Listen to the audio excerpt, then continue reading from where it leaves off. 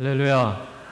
우리 성경 이야기 6번째 시간입니다. 우리 앱을 통해서 계속해서 업데이트가 돼 있고 모든 PPT 자료들은 올라가 있습니다.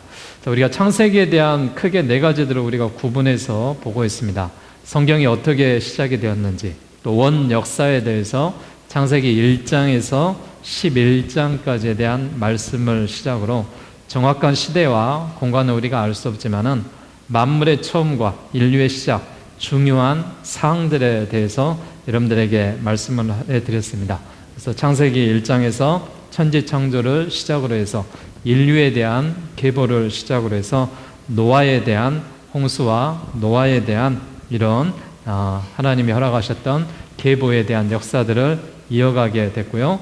오늘 이제 원 역사에 이어서 족장사가 시작되는 그 시작의 부분인 창세기 12장부터 우리가 25장까지 오늘 말씀을 바라봤는데, 창세기 12장에서부터 35장까지에 나와 있는 이 하나님이 허락하셨던 아브라함, 이삭, 야곱에 대한 이 세 이야기가 족장사다 해서 우리가 구분을 짓습니다. 그래서 창세기 오늘 12장에서부터 25장까지 말씀을 오늘 시간에 보고요. 다음 시간에는 25장에서 35장의 말씀을 보는데, 오늘 우리가 말씀을 바라보는 그 포인트가 12장에서 25장까지 우리가 다 전체적인 내용들은 볼 수는 없어요. 근데 중요한 우리가 흐름의 맥락 속에서 이 창세기 12장에서 25장에 대한 말씀은 아브라함의 여정을 중심으로 해서 우리가 따라가기를 원하고요. 또 다음 시간에는 이삭에 대한 여정을 따라가고, 그 다음 시간은 야곱의 여정을 따라가면서 창세기의 이 족장사에 하나님이 형성하셨던 그 놀라운 은혜와 사랑을 가지고 우리가 말씀을 나누려고 합니다. 저희들이 오늘 읽어봤던 이 창세기 12장 1절에서 3절의 말씀은 우리가 하나님의 말씀 성경을 바라보면서 성경에서 굉장히 중요한 내용의 말씀이 기록되어 있어요. 여호와께서 아브라함을 부르십니다. 그리고 그에게 명령을 할 때 너의 고향과 친척과 아버지의 집을 떠나라. 그리고 내게 보여준 땅으로 가라라고 말합니다. 너가 그 말에 순종을 했을 때는 큰 민족을 이루고 복을 주어서 내 이름을 창대케 하리라. 너는 복의 근원이 될지라 라고 말하면서 너를 축복하는 자에게 복을 주고 저주하는 자에게 저주하리니 땅의 모든 족속이 너로 말미암아 복을 받을 것이라. 믿음의 조상으로 하나님이 세우시는 그 장면이 나와요. 아브라함의 선택에 대한 큰 의미가 있습니다. 하나님의 구원의 역사가 이 족장사를 시작으로 새롭게 시작되는데, 아브라함은 하나님의 복을 받는 자로 땅의 모든 족속이 그로 인하여 복을 얻는 축복을 받죠. 그래서 아브라함의 후손을 통해서 메시아가 탄생이 됐고요. 또한 아브라함의 후손들을 통하여서 특별히 이 모세를 통하여 이 창세기 성경이 기록되어지는 성경의 역사가 시작되는 굉장히 중요한 말씀이다라는 것을 우리가 바라볼 수가 있습니다. 우리가 이 믿음의 조상 아브라함을 만날 수 있었다라는 것은 굉장한 축복이고 행복의 일입니다. 그는 아내 사라와 조카 롯과 함께 바벨론에 있는 갈대아 우르를 떠나서 메소포타미아 지역에 있는 하란을 거쳐서 가나안 땅으로 이동을 하죠. 당시 아브라함이 살고 있는 이 갈대아 우르가 굉장히 문명적으로는 발달된 도시였어요. 근데 아브라함을 지시한 그 땅은 개척이 필요한 땅이었고 준비되어지지 않는 그런 땅이었습니다. 그런 황무지와 다름없는 가나안 지역에 하나님의 명령을 받고 그가 아무것도 없는 땅으로 지시한 곳으로 간다라는 것은 굉장한 모험이자 모험이었습니다. 우리가 아브라함의 믿음을 다 이해하기는 쉽지 않아요. 근데 아브라함은 보지 않고도 또한 예비된 하나님의 말씀을 믿고 또한 하나님의 약속을 바라고 떠나갔습니다. 그리고 하나님의 명령 속에서 그의 독자 이삭을 바쳤고, 또한 순종하는 그 부분으로 통하여서 하나님과의 이런 관계가 아름다운 모습으로 형성이 되어져 있고, 이로 인하여서 이제 하나님께서 우리에게 허락하셨던 그런 약속의 축복을 이어가셨다라는 것을 우리가 알 수가 있습니다. 자, 오늘 우리가 아브라함의 여정에 대해서 잠시 우리가 살펴보려고 하는데, 하나님께서 아브라함에게 찾아오셔서 그 땅에 지시할 땅으로 가라라고 명령을 하시는데, 당시 문명이 발달해 있던 도시에서 갈대아 우르 지역에서 가나안 땅으로 이동을 한다는 것은 우리가 쉽게 이야기하면은 도시 가운데 있다가 시골 한복판으로 가라는 그런 이야기하고 같습니다. 그러나 하나님께서 아브라함이 가나안까지 도착하는 그 여정 속에서 하나님께서 아브라함에게 자손을 주시겠다, 땅을 주시겠다라는 이 두 가지 약속을 허락해 주신 것을 볼 수가 있습니다. 이 자손과 땅에 관한 약속의 말씀이 모세오경과 또 여호수아를 비롯해서 더 중요한 핵심이 되어져 가고 하나님의 세계 경영을 이해가는데 중요한 기초적인 내용이 되고 있습니다. 갈대아 우르 이 지역을 떠나갔던 이 역사적인 그 시간에 이 아브라함이 그의 나이 75세 여정을 시작했을 때 가나안에 도착했던 연도가 BC 2091년도로 이렇게 기록이 나와져 있습니다.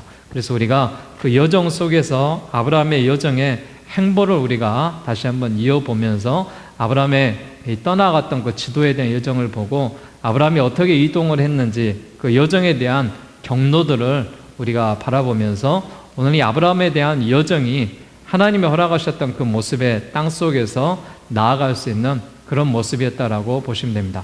갈대아 우르 지역에서 하란으로, 하란에서 세겜으로, 세겜에서 베델로, 이집트로, 베델로, 다시 헤브론으로, 그랄로, 부엘셀바로, 모리아 땅으로, 헤브론으로 그가 이동하는 창세기 11장에서부터 23장까지의 아브라함의 여정의 모습을 나올 수가 있습니다. 자, 지도를 보시면서 여러분 한번 우리가 따라가 보면요.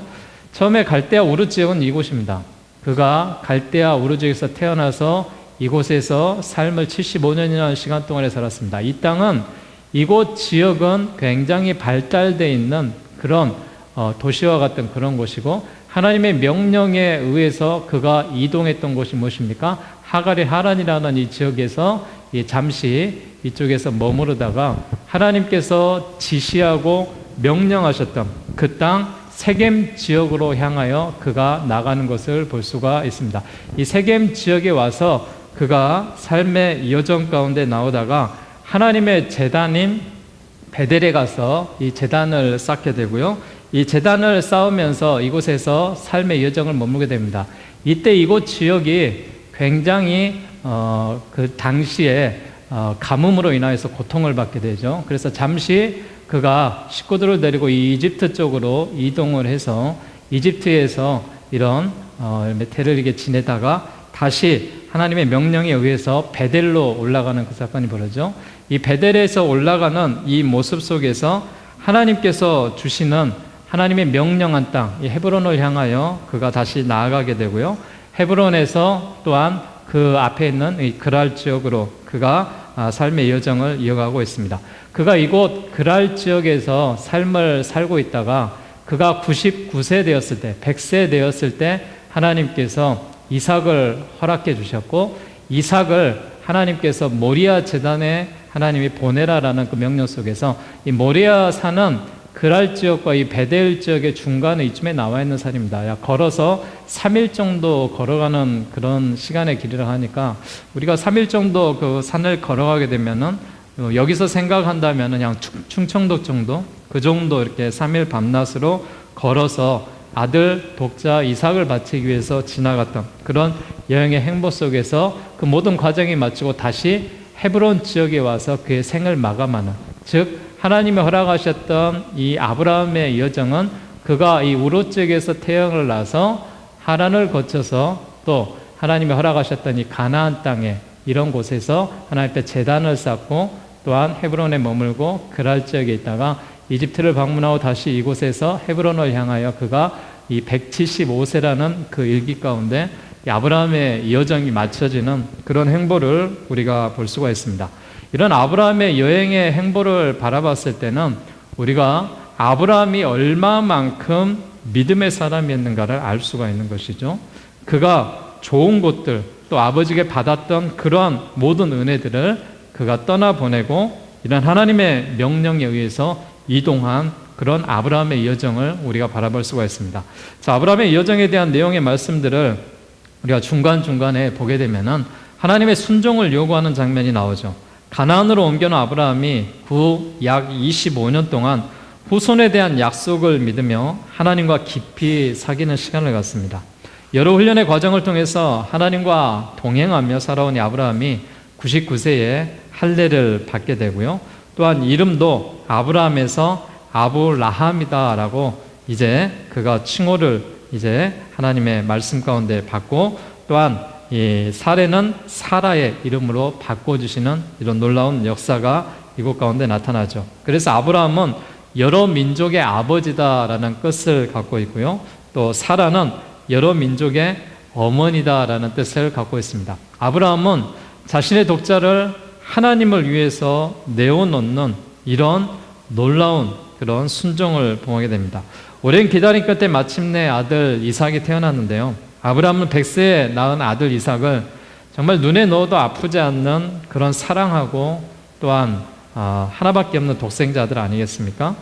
하나님께서 이 아브라함에게 이 내 아들, 내 사랑하는 독자 이삭을 데리고 모리아 땅으로 가서 내가 내게 알려준 그 산에서 그를 번제로 드리라라는 이런 명령에 대한 말씀을 하십니다. 자, 이 말씀 나와 있는 구절로 한번 가서 말씀 보도록 하겠습니다. 창세기 21장입니다. 자, 창세기 21장 여러분 가셔서 이 말씀 한번 보도록 하겠습니다. 1절부터 5절까지 보도록 하겠습니다. 자, 1절부터 5절까지 시작. 여호와께서 말씀하신 대로 사라를 돌보셨고 여호와께서 말씀하신 대로 사라에게 행하셨으므로 사라가 임신하고 하나님이 말씀하신 시기가 되어 노년의 아브라함에게 아들을 낳으니 아브라함이 그에게 태어난 아들 곧 사라가 자기에게 낳은 아들 이름하여 이삭이라 하였고 그 아들 이삭이 낳은 지 8일 만에 그가 하나님의 명령하신 대로 할례를 행하였더라. 아브라함이 그의 아들 이삭이 그에게 태어날 때에 100세라라고 되어 있습니다. 자, 22장 보세요. 한 장 넘어가서. 자, 22장에 보면은 이제 하나님께서 장성한 이 이삭을 통하여서 1절, 2절입니다. 시작. 그 일 후에 하나님이 아브라함을 시험하시려고 그를 부르시되 아브라함아 하시니 그가 이르되 내가 여기 있나이다. 여호와께서 이르시되 내 아들 내 사랑하는 독자 이삭을 데리고 모리아 땅으로 가서 내가 내게 일러준 산 거기서 그를 번제로 드리라. 이 말씀의 하나님의 명령 속에서 아브라함을 시험하기 위해서 이런 시험을 주셨다라고 말하고 있습니다. 내 아들 사랑하는 독자를 데리고 모리아 땅으로 가서 내게 일러준 그 산에 가서 그를 번제로 드려라 라는 그런 하나님의 시험에 대한 말씀입니다. 근데 아브라함은 하나님의 말씀에 순종을 하기로 결심을 합니다.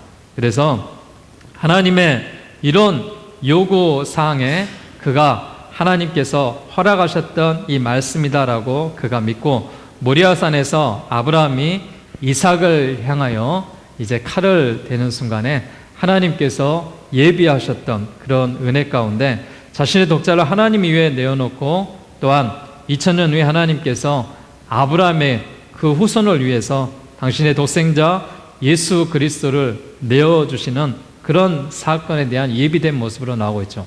아브라함에게 있어서 모리아산으로 가는 길은 예수님께서 갈보리산으로 향하신 길처럼 고통의 길이었습니다. 하지만 그 또한 아무런 불평의 소리 없이 하나님의 말씀에 순종하며 그 길을 나아갔다라는 것을 우리가 알 수가 있었습니다. 자, 하나님께서 이런 이삭을 번제로 바쳐라라는 여기에는 굉장히 중요한 의미가 있어요. 이것은 무엇이냐? 가장 소중한 것을 하나님께 바치라는 거예요. 이건 순종을 의미하고 있습니다. 하나님께서 독생자 예수를 상징적으로 보여주는 구약에 예표된 그런 모습이고요. 또한 네가 나에게 이런 순종의 모습으로 말미암아 이 제단을 쌓았을 때는 믿음의 조상이 되게 하겠다라는 것입니다. 그래서 이삭을 통해서 자녀에 대한 축복의 믿음을 주시고 가장 큰 축복을 받을 수 있는 이런 놀라운 역사를 너에게 주겠다라고 말하고 있습니다. 여러분, 이 장면에서 우리가 기억해야 될 것은 하나님께서 이 이삭을 번제로 바치라는 명령에 이 아브라함이 순종을 하여 자신의 이 독자 아들을 데리고 3일의 밤낮을 거쳐서 이 모리아산에 가서 하나님 앞에 제사를 드리려고 했을 때 하나님께서 아브라함아 내가 너의 믿음을 보았다라고 말씀하시면서 하나님께서 이제 이삭이 아니라 하나님이 허락하셨던 어린 양을 이제 데리고 와서 이제 아들과 함께 그곳에서 모리아 제단을 쌓는 그런 놀라운 역사적인 일들을 보여주시고, 하나님이 허락하셨던 이런 은혜의 모습 속에서 하나님께서 예비하시는 이런 아름다운 모습들이 이 성경에 기록되어져 있는 장면을 볼 수가 있습니다. 그리고 나서 그의 여정이 아들 이삭과 함께 삶을 살아가다가 이제 23장, 25장에 와서 그가 아브라함과 사라의 최후의 모습이 나오게 되는데요. 세월이 지나서 아브라함의 아내 사라가 죽습니다. 그리고 갈대아 우르에서부터 아브라함의 믿음의 여정이 이제 동행해온 아내 사라가 죽자 아브라함은 헤브론에 있는 막벨라 굴을 사서 그곳에서 장사를 지내게 되는데요. 그리고 어머니를 잃고 외로워하는 이삭을 위해서 이삭의 아내를 구할 계획을 세우게 되죠. 그래서 아브라함은 그의 종 다메섹 사람 엘리에셀에게 이삭의 신부감을 구해오도록 그를 맡기고요. 다메섹 사람 엘리에셀은 아브라함이 믿음의 삶을 사는 동안에 아브라함의 충성스러운 종이자 든든한 믿음의 친구였습니다. 아마 아브라함은 그가 아들도 없고 또 후손도 이을 수가 없고 그 수많은 이루었던 그 기업을 그의 종 엘리에셀에게 물려주려고 생각을 하지 않았나라는 그런 우리가 생각을 들게 합니다. 그러나 하나님의 생각은 분명한 약속에 대한 말씀을 가지고 그가 100세에 이삭을 허락하시고 이삭을 통하여서 야곱을 허락하시고 야곱으로 말미암아 기업과 민족을 이루게 하시는 이런 놀라운 역사를 이루게 하신 것이죠. 이런 엘리에셀은 아브라함의 기대를 저버리지 않고 멀리 하란으로 가서 아브라함을 위해서 이삭의 아내 리브가를 구해오고요. 아브라함도 역시 그의 향년 175세에 하나님의 부르심을 받고 그가 아내 사라가 묻혀있는 막벨라굴에 같이 묻히는 이런 일의 최후의 모습을 먹게 됩니다. 자, 이곳 헤브론 땅이 얼마나 중요한 땅이냐면요, 이스라엘 역사에서 굉장히 중요한 땅입니다. 그래서 후일에는 유다 지파였던 갈렙의 삶의 근거지가 되었고요. 또한 다윗이 유다 지파의 왕으로 옹립되어지는 이런 중심지가 되었던 곳이 헤브론 땅이다라고 말합니다. 그래서 이스라엘의 그런 지도와 그런 이 모습 속에서는 굉장히 중요한 땅으로 우리에게 알려졌던 그러한 곳이다라는 것을 알 수가 있습니다. 자, 제가 창세기 12장에 나와 있는 말씀에서부터 25장에 대한 말씀을 간략하게 말씀을 드렸는데, 이 12장에서 25장까지에 대한 우리 말씀들의 핵심적인 그 부분들을 우리가 생각하면서 또한 이 오늘 아브라함의 여정에 대한 이야기들을 마무리하려고 하는데요. 하나님은 한 사람 아브라함을 부르셨습니다. 그리고 그 한 사람 아브라함을 인도해 내시고 그에게 땅을 주시고 자손을 주시고 복을 약속합니다. 아브라함은 조카 롯과 헤어지는 그런 분기에 대한 그런 모습을 13장에 보이시면서 그가 롯이 포로가 되자 또한 그를 구해주고 전리품의 10분의 1을 멜기세덱 제사장에게 드리는 최초의 년 11조에 대한 그런 모습이 나오게 되고요. 하나님은 의심하는 아브라함에게 내 몸에서 날짜가 내 상속자가 되리라 라고 말하면서 언약에 대한 이 메시지를 15장에 와서 해주십니다. 16장에 가서 임신하지 못한 사레가 당시 풍습을 따라 자기 여종 하갈을 아브라함에게 주므로 또한 원하지 않았지만은 이스마엘을 낳게 되었고요. 하나님은 그로부터 13년 후에 아브라함의 나이 99세가 되었을 때 언약의 표징으로 말미암아 할례를 시행토록 했고, 또한 언약의 아들 이삭에 대해서 약속하신 하나님의 그 아들을 얻는 놀라운 축복과 은혜가 그에게 임했다라는 것을 우리가 알 수가 있습니다. 이어서 18장에 나와 있는 25장의 중간에 사건들이 참 많이 있죠. 소돔과 고모라 성의 이 말씀들을 또 드리고 싶고, 또 아브라함이 하나님과 소돔과 고모라 성이 멸망하지 않도록 흥정하는 그런 장면도 이 성경에 나오죠. 의인 50이 있으면 어찌하시렵니까? 의인 45가 있으면 어찌하시렵니까?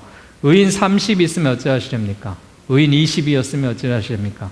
의인 10명이 있다 하더라도 이 성을 멸망하시겠습니까? 하면서 하나님이 아브라함과의 계속 그런 기도에 대한 메시지를 통하여서 하나님이 롯이 거하고 있는 소돔과 고모라 성이 멸망하지 않기 위해서 의인 10명이 있다면 이 성을 멸망하지 마시옵소서라고 그렇게 기도하고 하나님 앞에 약속을 받고 나서 의인 10명을 찾아서 그가 떠났을 때 의인 10명을 찾지 못해서 소돔성이 이제 멸망하는, 그래서 이런 이 아픔과 현실이 있었던 그런 장면의 모습을 우리가 보게 되는데, 이 장면이 이 성경 창세기 19장에 나오고요.